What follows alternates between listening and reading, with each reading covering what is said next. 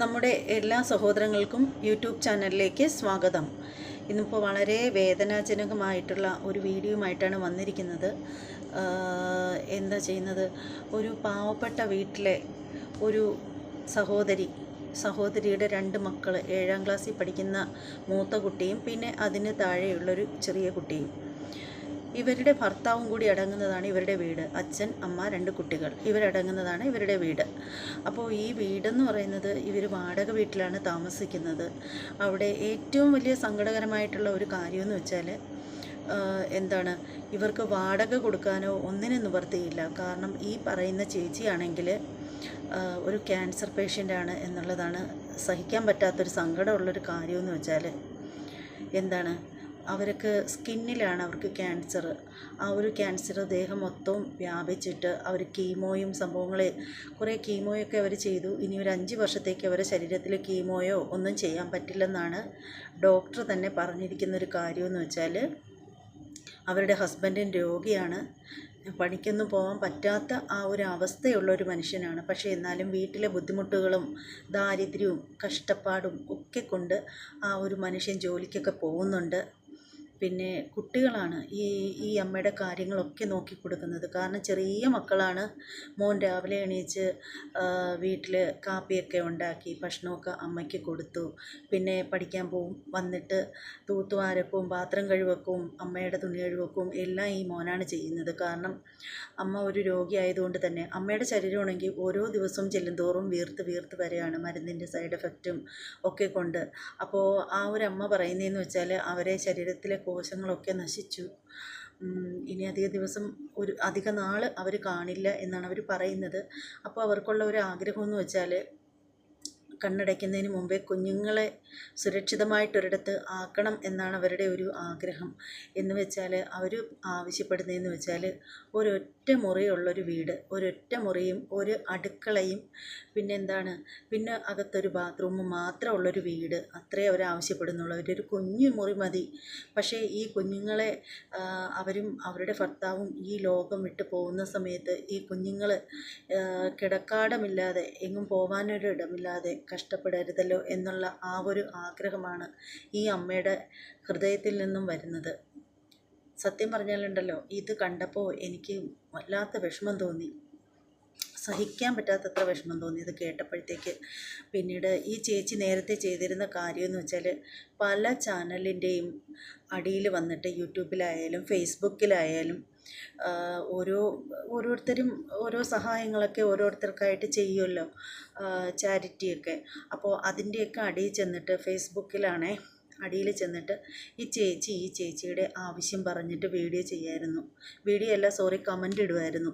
എന്നെ ഒന്ന് സഹായിക്കണം, എനിക്കിതുപോലെ അസുഖമാണ്, എനിക്ക് 10 രൂപയെങ്കിൽ 10 രൂപയെങ്കിലും തരാൻ പറ്റുന്നുള്ളൊരു തന്ന് സഹായിക്കണം എന്നൊക്കെ പറഞ്ഞിട്ട് ഇങ്ങനെ ചെയ്യുമായിരുന്നു.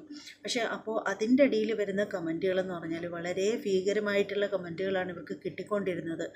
എന്നാലും അവരതൊന്നും വകവയ്ക്കാതെ അങ്ങനെ ചെയ്തുകൊണ്ടേയിരുന്നു. കാരണം ആ ചേച്ചി പറയുന്നതെന്ന് വെച്ചാൽ ഈ കമൻറ്റുകൾ ഇങ്ങനെ വന്നുകൊണ്ടിരിക്കുമ്പോൾ ആർക്കെങ്കിലും ഒരാൾക്കെങ്കിലും അതൊന്ന് കണ്ടിട്ട് ഒന്ന് സഹായിക്കാനുള്ളൊരു മനസ്സ് ഉണ്ടായാലോ, ഏതെങ്കിലും ഒരു ചാനലുകാർ അവരെ ഒന്ന് വന്നിട്ട് അവരുടെ അവസ്ഥ മറ്റുള്ളവരെ അറിയിച്ചാലോ എന്നൊക്കെയുള്ള ആ ഒരു പ്രതീക്ഷയോട് കൂടിയിട്ടാണ് ഈ ചേച്ചി ഇങ്ങനെ ചെയ്തുകൊണ്ടിരുന്നത്. എന്തായാലും ചേച്ചിയുടെ മനസ്സ് പോലെ തന്നെ ഒരു ചാനലുകാർ എത്തിയിട്ടുണ്ട്. ചേച്ചിയുടെ സങ്കടം അവരുടെ ക്യാമറയിൽ ഒപ്പിയിട്ടുണ്ട്. എന്നിട്ടൊന്നും കാര്യമില്ലല്ലോ. എന്തെങ്കിലും സഹായിക്കണം എന്നുണ്ടെങ്കിൽ കയ്യിൽ പൈസ ഉള്ളവർ തന്നെ വിചാരിക്കണം, അല്ലേ? ഇല്ലാത്തവർ എന്ത് വിചാരിച്ചിട്ട് എന്താ? അവരുടെ ചികിത്സയ്ക്ക് പോലും ശരിക്കും പറഞ്ഞാൽ അവരുടെ കയ്യിൽ പൈസ ഇല്ലാത്തൊരവസ്ഥയിലാണ് അവരിയ്ക്കുന്നത്. ബന്ധുക്കളുടെ അടുത്തായാലും അയൽപ്പക്കക്കാരുടെ അടുത്തായാലും ചെന്നിട്ട് 10 രൂപയ്ക്ക് ചെന്നാൽ പോലും അപവാദങ്ങളാണ് എല്ലാവരും പറയുന്നതെന്നാണ് ആ ചേച്ചി പറയുന്നത്. കാര്യം എന്താണെന്ന് വെച്ചാൽ നാണമില്ലാതെ പൈസയ്ക്ക് ചെല്ലുന്നു എന്നൊക്കെയുള്ള രീതിയിലുള്ള കമൻറ്റുകൾ, അതൊക്കെ കേട്ട് വല്ലാത്ത സങ്കടമാണ്. ഒരു ദിവസം അവർ ഈ പറയുന്നത് പോലെ അവർ പറഞ്ഞു അത്രേ, മക്കളെ, നമുക്ക് അമ്മ എപ്പോഴാണ് മരിക്കുന്നതെന്ന് അറിയില്ല. അമ്മ മരിച്ച അമ്മയുടെ കൂടെ മരിക്കാൻ നിങ്ങൾ തയ്യാറാണോ എന്ന് ഈ 2 പിഞ്ചു മക്കളോട് ഈ അമ്മ ചോദിച്ചത്രേ.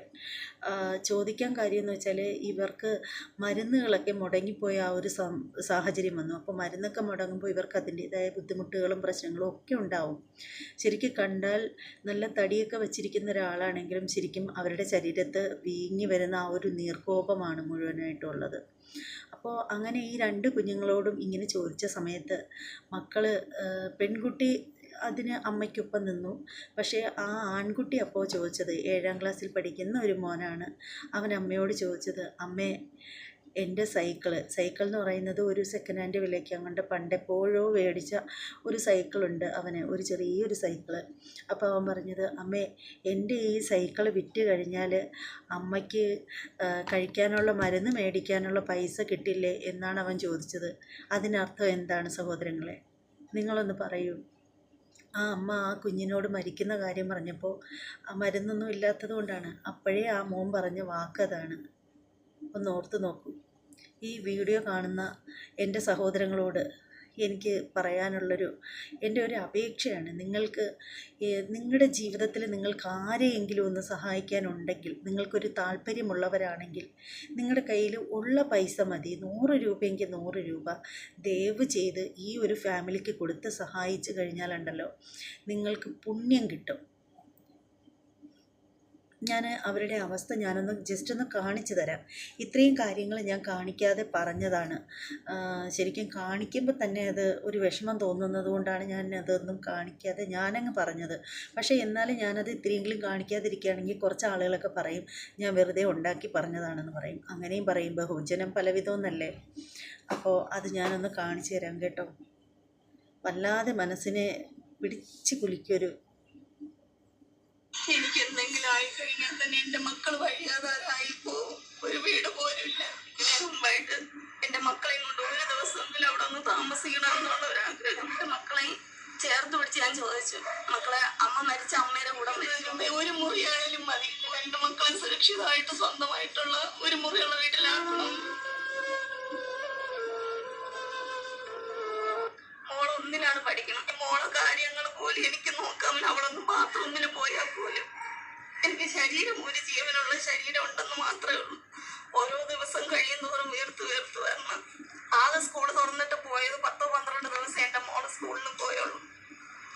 മോൻ പഠിക്കുന്ന എത്രയിലാണ്? മോൻ 7ാം ക്ലാസ്സിലാണ് പഠിക്കുന്നത്. 7ാം ക്ലാസ്സിൽ. ഈ 7ാം ക്ലാസ്സിൽ പഠിക്കുന്ന മോനാണ് അമ്മയുടെ എല്ലാ കാര്യങ്ങളും ചെയ്തു തരുന്നത്. അതെ. എൻ്റെ കാരണം രാവിലെ സ്കൂളിൽ പോകുന്നതിന് മുമ്പ് മാവിരിപ്പുണ്ടെങ്കിൽ ദോശ കിട്ടുമെങ്കിൽ കഞ്ഞി എന്തെങ്കിലും ആണെങ്കിൽ കുക്കറിൽ വെച്ചിട്ട് സ്കൂൾ വിട്ട് വന്ന ഉടനെ ഡ്രസ്സ് പോലും മാറ്റൂല. എനിക്ക് എന്നെ വിളിച്ചുണർത്തി ചായയായിട്ട് വീട്ടിൽ തൂത്തുവാരി അവനെ കഴിയുന്ന ജോലിയില്ല. കാരണം പഠിക്കാനോ ഈ സമയം കളിച്ച് നടക്കേണ്ട പ്രായത്തിൽ, അല്ലെങ്കിൽ ഒരു അമ്മ എന്ന നിലയിൽ മക്കളെ നോക്കേണ്ട സമയം. പക്ഷെ മക്കൾ എന്നെ നോക്കണ അവസ്ഥയാണ് ഇപ്പോൾ നടന്നുകൊണ്ടിരിക്കുന്നത്. സുഹൃത്തുക്കളെ, ഞാനിപ്പോ നിൽക്കുന്നത് ബാലരാമപുരം ആൾക്കാർ വിടുന്ന വീഡിയോയുടെ അപ്പോൾ ഈ ഒരു വിഷയത്തെ പറ്റിയിട്ട് കൂടുതലൊന്നും ഞാൻ പറയുന്നില്ല, എനിക്കൊന്നും സംസാരിക്കാനില്ല. അപ്പോൾ നിങ്ങൾക്ക് ആർക്കെങ്കിലും ഇവരെ സഹായിക്കാൻ പറ്റുന്നുള്ളവരെ സഹായിക്കുക.